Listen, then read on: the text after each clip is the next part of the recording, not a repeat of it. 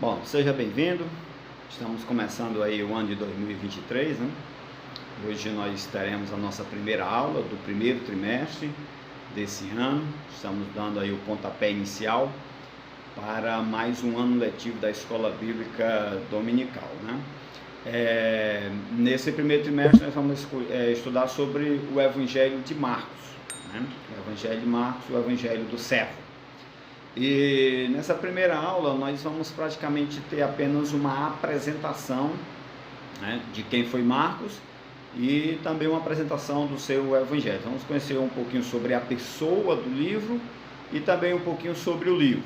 Durante o trimestre a gente vai então estudar aí com mais profundidade, né, o livro, né? Hoje nós vamos falar um pouco sobre a pessoa de Marcos, né? Quem é esse Marcos que escreveu o Evangelho de Jesus Cristo, né? Segundo o seu modo de ver, de pensar, do que ele ouviu, do que ele viu, né? Do ministério de Jesus Cristo aqui na Terra, ok? Então nós vamos para a lição de número 1, tá?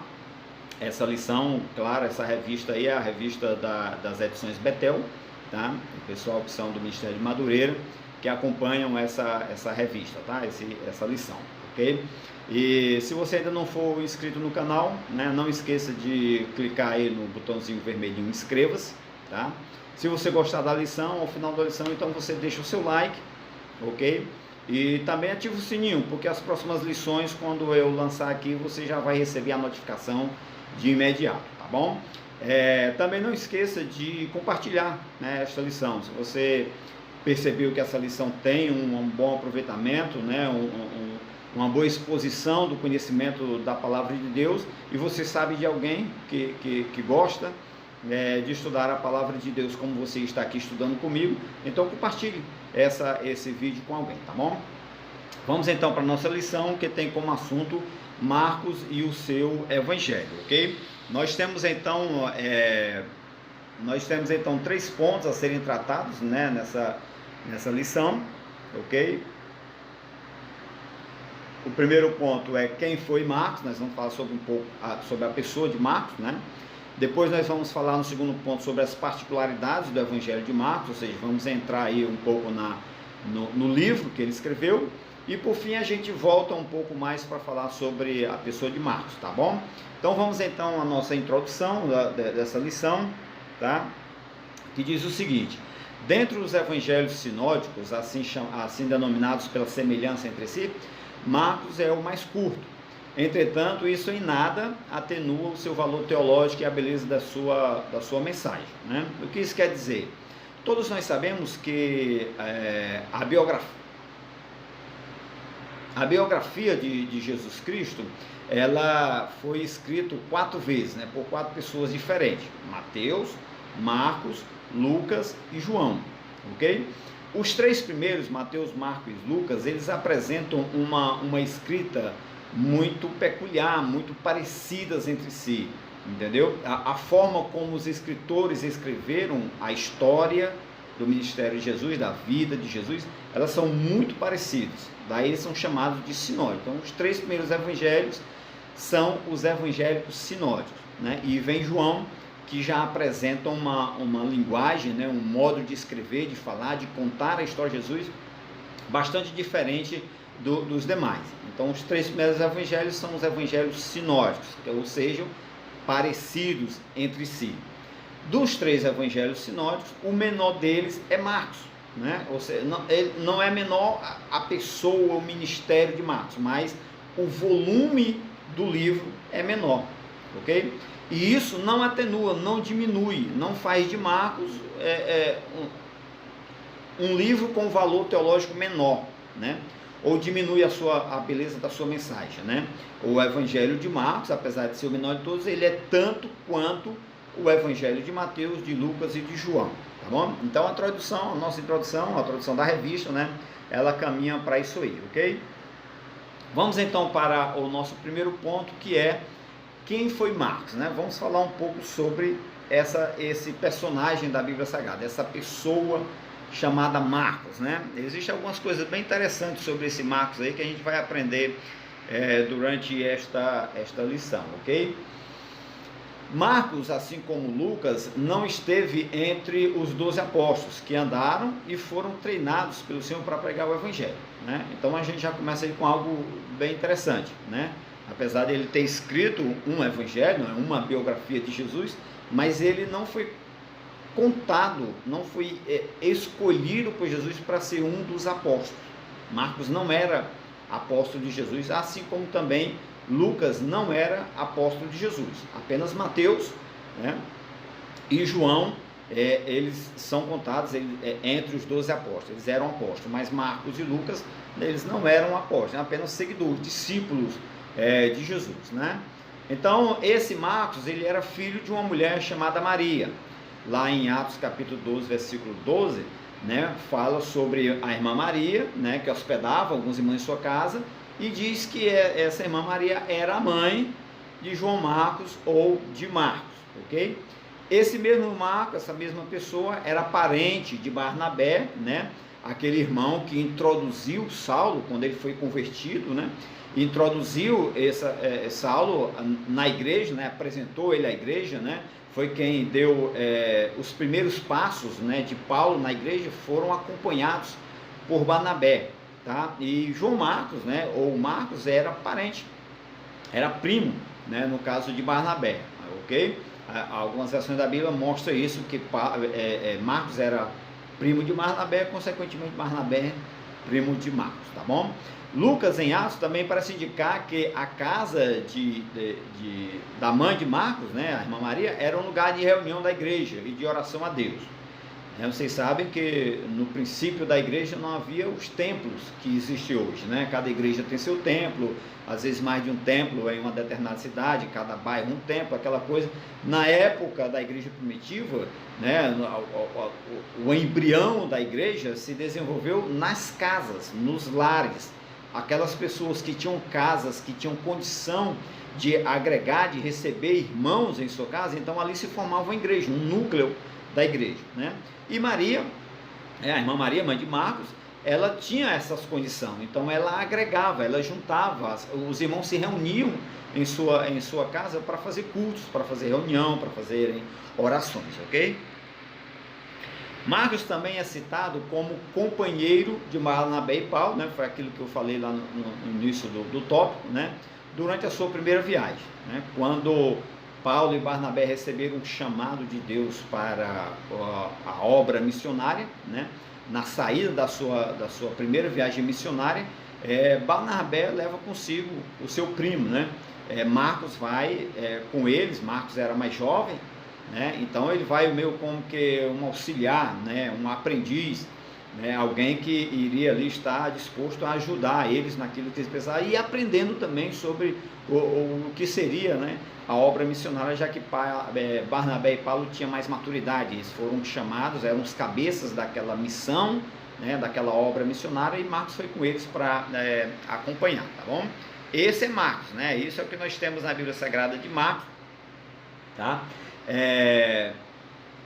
No primeiro tópico aí do primeiro ponto, ele vai basicamente falar sobre essa questão da casa de Marcos, né? Receber os irmãos, né? O primeiro tópico aí do primeiro ponto diz que Marcos teve a graça de viver em um lar cristão. Possivelmente, né, a mãe de Marcos, essa Maria, é uma daquelas Marias de que os evangelhos relatam que estavam com a Maria, mãe de Jesus, lá na crucificação, né? Lucas também fala que haviam mulheres, né, que serviam a Jesus, né, que estavam constantemente com Jesus. Sempre que ele chegava na cidade, elas iam ouvir a pregação deles e tal. Eram mulheres que seguiam a Cristo, mesmo com as suas limitações, porque eram donas de casa, precisavam estar em casa, mas quando podiam, iam até onde Jesus estava para ouvir a sua pregação, ok? E também faziam ofertas, né, para o ministério de Jesus. Maria, a mãe de João Marcos, possivelmente era uma dessas mulheres, ok? Então, nós vemos isso, já citei Atos 12:12, né, quando Paulo é liberto Pedro é liberto da prisão, E ele então, quando chega na rua, ele chega assim meio que atônito. O Atos diz que ele era como se ele estivesse sonhando. Então, quando ele cai em si e viu que estava na rua, estava liberto, estava solto, então ele imediatamente lembra-se de alguém. Quem é esse alguém? Maria, né? A mãe de Marcos. Ele sabia que os irmãos se reuniam lá. Então, Marcos teve a sua parte da sua juventude, né? O seu desenrolar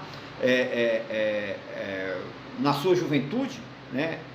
Dentro de um lar cristão. Seus pais, sua mãe já seguia Cristo antes, tá bom? É praticamente isso que fala o primeiro ponto aí do primeiro tópico, tá? O segundo ponto, né, o segundo tópico, aliás, fala que Marcos teve um lar a serviço do reino de Deus. Quer dizer, não apenas a família de Marcos era crente em Jesus, seguia Jesus, né? Estava contado entre os discípulos de Jesus, né? Mas havia uma entrega, havia um serviço, né, da sua família. Sobre o conceito, né, o comentarista fala isso, sobre o conceito de entrega pelas coisas de Deus. Nós podemos dizer que observamos esta qualidade na pessoa de Maria, a mãe de Marcos, tá?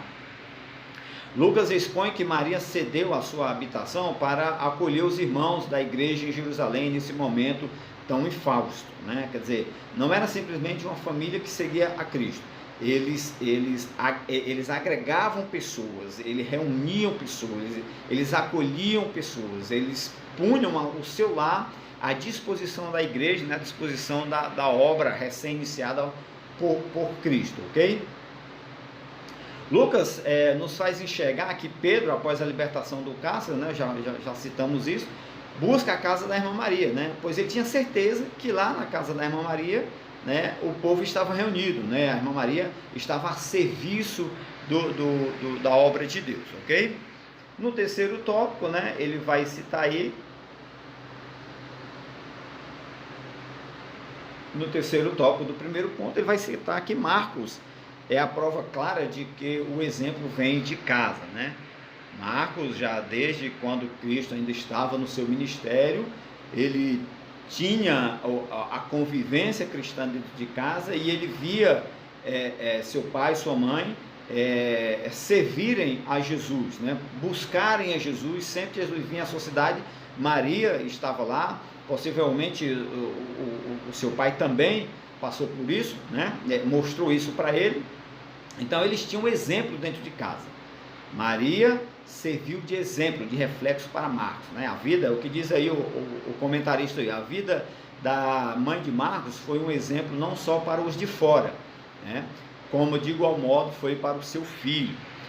Por sua audácia e intrepidez, Maria proporcionou ao seu filho Marcos os meios para que se tornasse um dos condutores da igreja e o autor do evangelho que leva seu nome.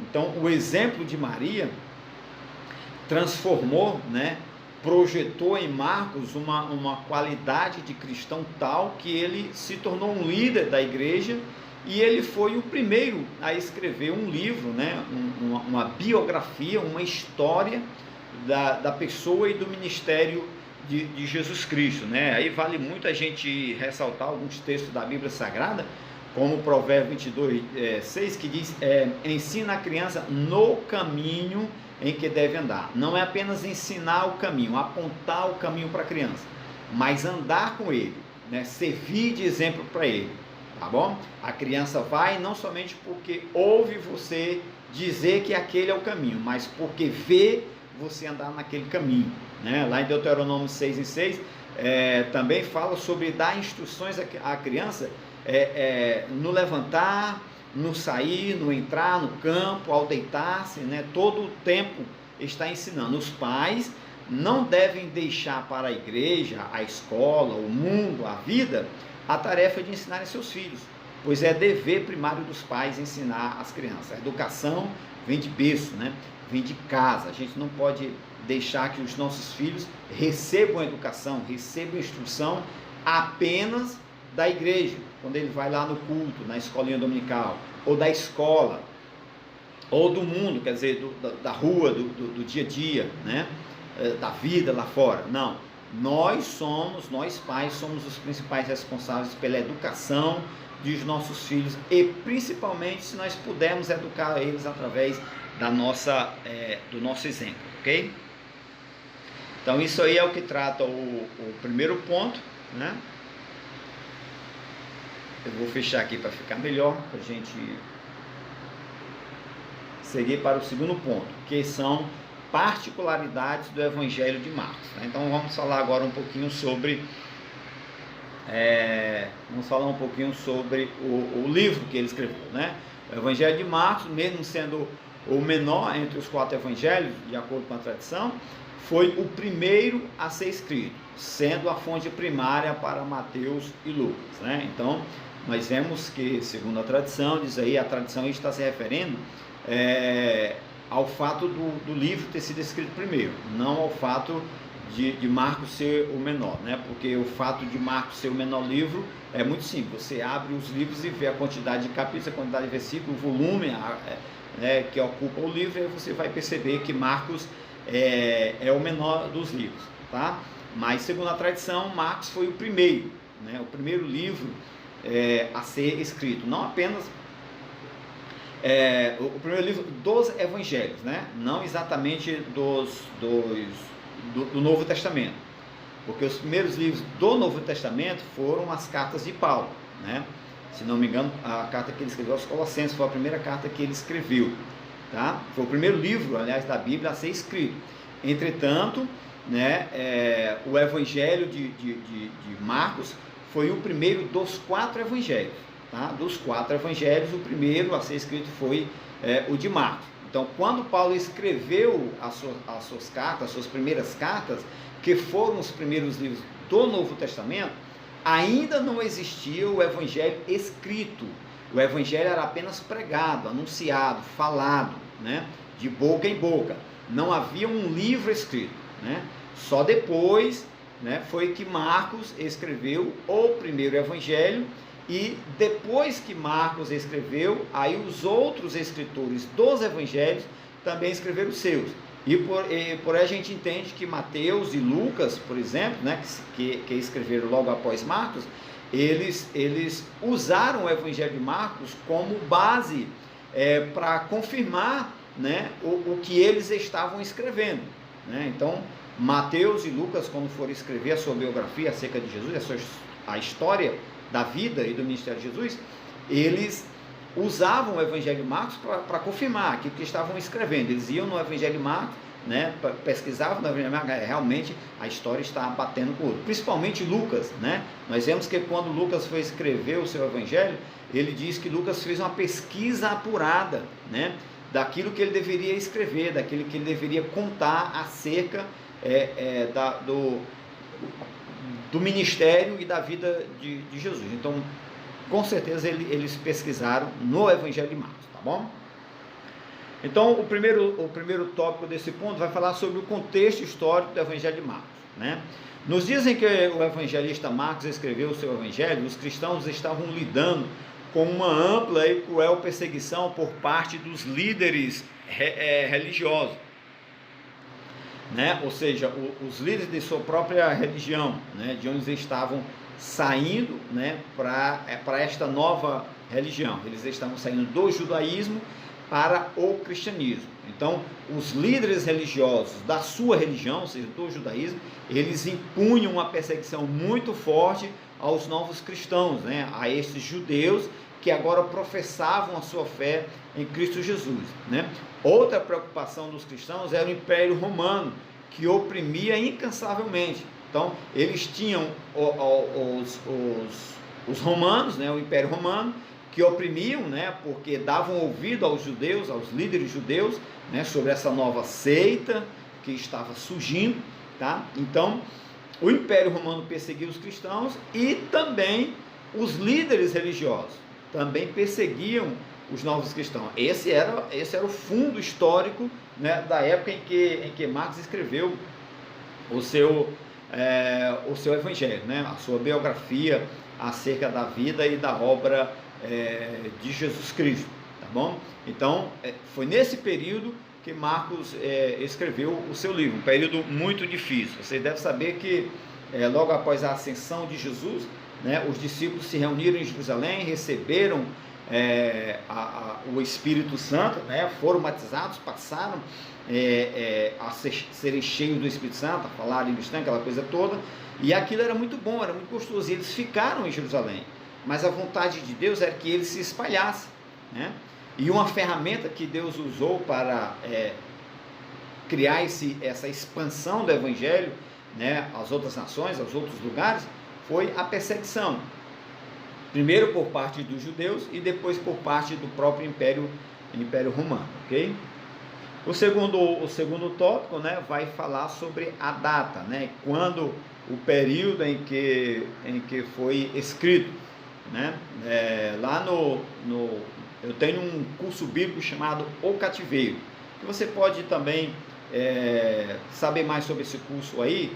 Aqui na descrição do vídeo vai estar a link para este curso, né? Um curso bíblico chamado O Cativeiro, é um estudo com 5 aulas, muito bom, muito importante para quem quer se aprofundar na história dos judeus, em como aconteceu o cativeiro, o que foi de fato o cativeiro, e lá eu trato quando aconteceu o cativeiro. Então eu dou uma explicação bem mais detalhada sobre as questões de datas na Bíblia Sagrada, como isso é complexo, tá? Então, se você quiser saber mais sobre essa questão, depois você vai lá na descrição deste vídeo, né, desta aula, para você aprender mais sobre este curso, tá? Não há um entendimento unânime em relação à data em que o Evangelho de Marcos foi documentado, tá? Não há uma exatidão na data. Entretanto, acredita-se que as anotações, ou seja, quando ele formulou a sua história sobre a biografia de Jesus, deve ter sido entre o ano 55 e 70 depois de Cristo, mais ou menos dentro deste período. Marcos não faz nenhuma citação sobre a destruição do templo, que havia sido pronunciada por Cristo, lá em Marcos 13, 1 a 2, o próprio Marcos escreve que Jesus Cristo, ele profetizou, né, acerca da destruição do templo. Ele diz, não vai ficar aqui pedra sobre pedra que não seja derribada. E no desenrolar do seu livro, ele não trata nada sobre isso, ok? Ele não fala nada sobre o cumprimento dessa profecia, né, desse prenúncio de Jesus acerca do templo. E essa destruição aconteceu no ano 70, né? O que leva a gente a entender que o livro foi escrito antes que a cidade tenha sido destruída. Então, dentro desse período entre 55 e 70 depois de Cristo, né? Porque a destruição do templo aconteceu no ano 70, né? Quando o general Tito, né, a mando do imperador romano, veio até Jerusalém e destruiu a cidade e destruiu também o templo, que Jesus Cristo falou que não ficaria pedra sobre pedra que não fosse derribada, tá bom? O terceiro tópico do segundo ponto vai falar sobre os destinatários, né? Para quem Marcos escreveu inicialmente o seu livro, né? A Bíblia Sagrada como um todo, ela foi escrita para todas as gerações posteriores, né? Entretanto, quando o escritor escreveu, ele direcionou aquele escrito primariamente a alguém, ou a uma pessoa, ou a um grupo de pessoas, né? Nós vemos, por exemplo, o livro de Apocalipse, foi escrito primariamente ou primeiramente às 7 igrejas da Ásia, tá? Mas o livro de Apocalipse é para todos os cristãos de todas as gerações futuras também. Nós temos, por exemplo, a carta de Paulo a Filemon. Paulo escreveu aquela carta primariamente a Filemon, né? A uma pessoa. Mas aquele escrito, por ter sido inspirado pelo Espírito Santo e fazer parte do cânon sagrado, nós também podemos nos beneficiar com a carta que Paulo escreveu a Filemon, ok? Nós temos, por exemplo, a carta de Paulo aos Coríntios. Aquela carta foi escrita originalmente ou primariamente para os cristãos que viviam em Corinto. Entretanto, na própria carta aos Coríntios, Paulo fala de uma outra carta que ele escreveu a Laodiceia. E essa carta que Paulo escreveu a Laodiceia, ela não entrou para o cânon sagrado, ela não foi uma carta inspirada pelo Espírito Santo para o cânon sagrado, entendeu? Então ela não está no cânon sagrado, mas ele diz assim, olha, a carta que eu escrevi a Laodiceia, eu quero que vocês tragam de lá para cá e leiam aqui. E essa carta que eu estou escrevendo para vocês, que vocês levem e leiam lá a Laodiceia. Então, as cartas, os livros sagrados, eles foram escritos primariamente ou primeiramente a alguém ou a um grupo de pessoas, mas esses que foram escritos e fazem parte do cânon sagrado, porque foram inspirados pelo Espírito Santo para o proveito de toda a igreja de Jesus Cristo em todas as épocas, né? Estas cartas, elas servem para nós também, né? Então nós vemos aí, por exemplo, Mateus escreveu o seu evangelho aos judeus, né? Aos judeus convertidos, né? Que se tornaram cristãos. Marcos escreveu aos romanos, né? Lucas escreveu a sua carta aos gregos, né? E, inclusive ele cita diretamente a um grego, né? Ele direciona tanto o evangelho quanto o livro de Atos dos Apóstolos, ele direciona a uma pessoa, né? João, o evangelhozão foi escrito à igreja, né? Ela apresenta uma linguagem bem diferente de Mateus, Marcos e Lucas. Este conceito se dá por ele, Marcos, no caso Marcos, estamos falando de Marcos, não mencionar nada a respeito do nascimento e da genealogia de Jesus, porque Marcos estava escrevendo aos romanos, estava havendo um atrito, né, um conflito muito grande entre os cristãos e os romanos. Por quê? Porque o Império Romano estava perseguindo os cristãos, né? O Império Romano perseguia os cristãos eram perseguidos pelos romanos, porque falavam de que Jesus era Deus, de que Jesus era o Salvador, e para não haver problemas, atritos, misturar os judeus ali, Marcos não cita o nascimento de Jesus, não fala da genealogia de Jesus. Ele mostra que Jesus Cristo, aqueles que ele fala como o Salvador, que os cristãos falam como o Salvador, veio a este mundo para nos servir, né? Ele veio como servo, né? Porque existia aquela coisa que os judeus acusavam Jesus Cristo de se fazer rei, né? De querer o trono do imperador romano. Então, para evitar esse problema, Marcos não cita o nascimento e nem a genealogia de Jesus. Então nós encerramos aqui o nosso segundo ponto, né? E vamos então para o terceiro ponto, que vamos voltar a falar um pouco acerca da pessoa de Marcos, ok? Em Atos 13:13 podemos ler que Marcos deixou a comitiva da primeira viagem de Paulo e Barnabé e regressou para Jerusalém. Adotando o ponto de vista das Escrituras, não sabemos a razão porque Marcos fez isso, né? Marcos regressou, né? Nós falamos lá no começo que Marcos, ele saiu com Paulo e Barnabé naquela primeira viagem missionária deles dois, né? E no meio do caminho, né, não há uma razão específica, a gente não consegue entender o porquê exatamente. Marcos simplesmente desistiu de continuar, né? Em um dado momento ele voltou, né? Deixou Paulo e Barnabé onde eles estavam e voltou para Jerusalém, né? Não temos com exatidão a razão por que isso aconteceu, tá? Não sabemos porquê, mas o fato é que ele fez isso, né? No primeiro tópico aí, o comentarista fala o seguinte, o primeiro tópico do terceiro ponto: Marcos recuou, mas não abandonou a sua fé, né? Porque a gente vê assim, Marcos abandonou os missionários, desistiu, né? Se afastou do caminho do Senhor? Não exatamente. Por não saber a razão por que Marcos fez isso, a gente não pode julgá-lo, né? E quando a gente vê os outros textos da Bíblia falando sobre a vida de Marcos, a gente percebe que ele não abandonou a fé, né? Por seu regresso na primeira viagem missionária que havia feito com Paulo e Barnabé, Marcos será o motivo de uma calorosa discussão entre ambos, Paulo e Barnabé, né? Com a saída, né, com o retorno de Marcos para Jerusalém, né? Então Paulo e Barnabé, eles têm um atrito, eles têm ali uma discussão muito calorosa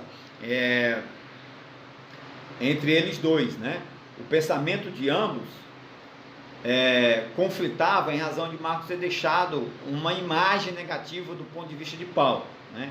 Então não se sabe ao certo por que Marcos voltou, né? E parece que, seja qual for a razão que Marcos apresentou para Barnabé e Paulo, né, aquilo trouxe um entendimento diferente, né?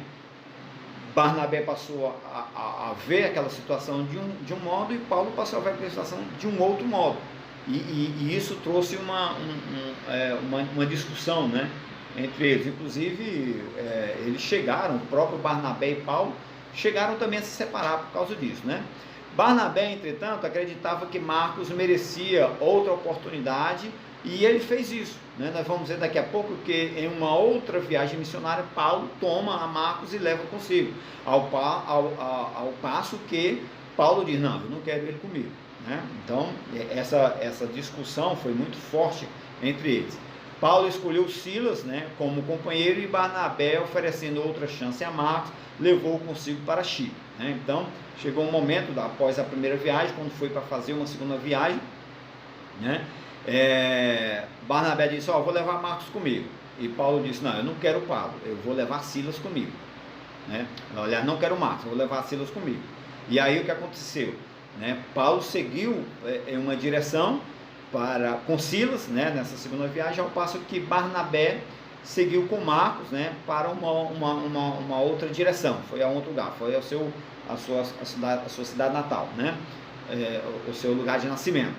Então, isso parece assim, poxa, que coisa negativa, né, os apóstolos, a igreja primitiva, discutindo, mas isso de uma certa forma, irmãos, era uma providência de Deus, porque, veja bem, na primeira viagem, a princípio, só era um destino, havia um circuito traçado. Paulo e Barnabé, né, fizeram um só circuito. Com essa divisão, nós temos dois circuitos diferentes, duas obras missionárias, né, aliás, uma obra missionária que se dividiu, que se separou, e aí agora o reino de Deus tem Paulo e Silas em um determinado destino, fazendo a obra de Deus, ou seja, um circuito missionário para um lado, e temos Barnabé e Marcos num outro circuito missionário indo para um outro canto. Então, mais pessoas foram alcançadas ao mesmo tempo com essa divisão, ok? Então, nem sempre a divisão é ruim, tá bom? Vamos então para o terceiro tópico, terceiro item, né, segundo item, aliás, do terceiro tópico. Deixa eu me situar aqui.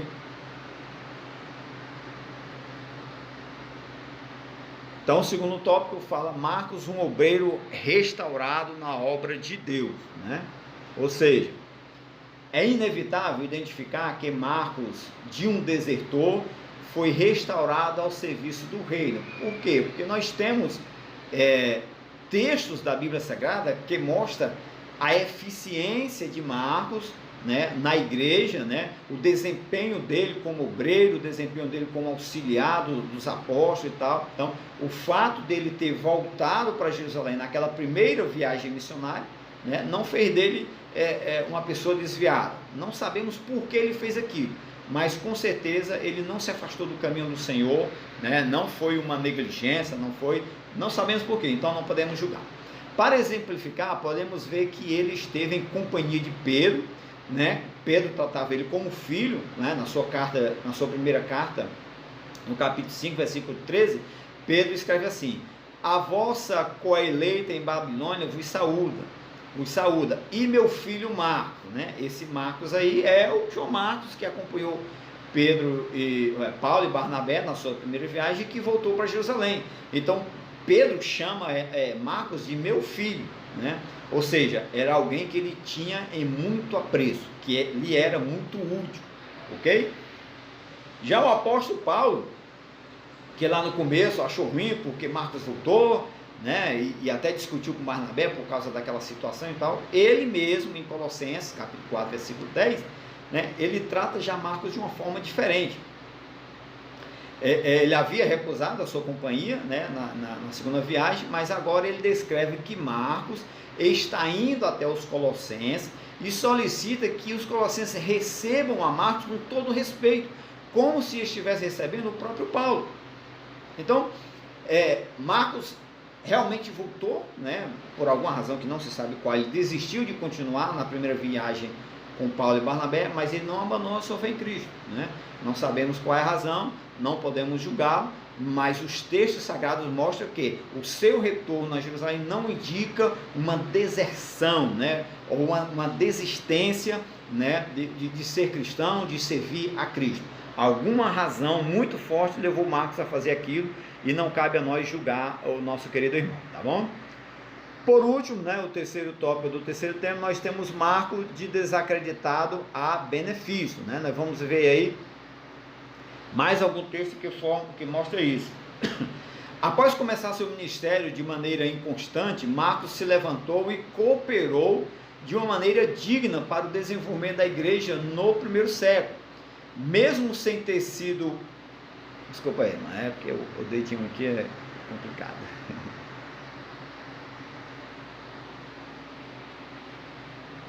Mesmo sem ter sido um pastor de relevância na liderança da igreja em Jerusalém, né, como foi o apóstolo Tiago, né, ele não teve uma relevância muito forte lá na igreja em Jerusalém. Ele estava na obra missionária com Paulo e Timóteo, voltou para Jerusalém. Ele não teve em Jerusalém a relevância, né, de um pastor, de um líder de relevância, né, um líder de importância na cidade de Jerusalém, como aconteceu com o apóstolo Tiago, né?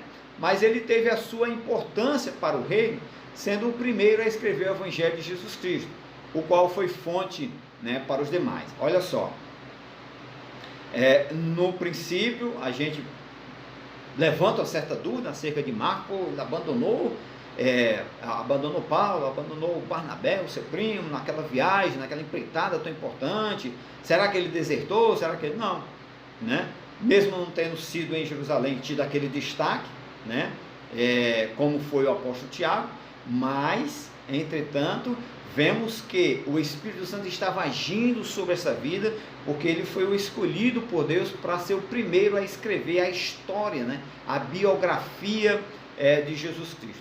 Talvez, não estou dizendo que foi isso que aconteceu, mas talvez, né, ao retornar a Jerusalém, exatamente isso aconteceu no seu íntimo, no seu coração. Não sei, de repente, com a pregação do Evangelho, ele percebeu que havia a necessidade de que aquela história, né, aquele Evangelho fosse compactado, fosse feito de uma forma mais consistente, através, por exemplo, da busca de uma informação, de informações mais detalhadas e do registro dessas informações. Talvez já fosse o Espírito Santo tocando nele para ele escrever o Evangelho, né? Escrever um livro, contar de uma forma mais consistente este Evangelho que os apóstolos estavam começando a sair pelo mundo para anunciar. Não estou dizendo que foi essa a razão, né? Eu estou levantando uma hipótese de que talvez tenha sido isso, por ter sido ele o primeiro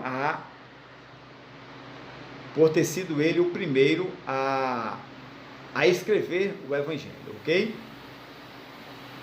Então nós encerramos aí os 3 pontos, né? E agora vamos para a nossa conclusão, que diz o seguinte: a leitura do livro de Marcos nos faz ver que ele intenciona apresentar Jesus como servo de Deus. Podemos concluir dizendo que o tema central deste Evangelho é que Cristo veio para servir e não para ser servido.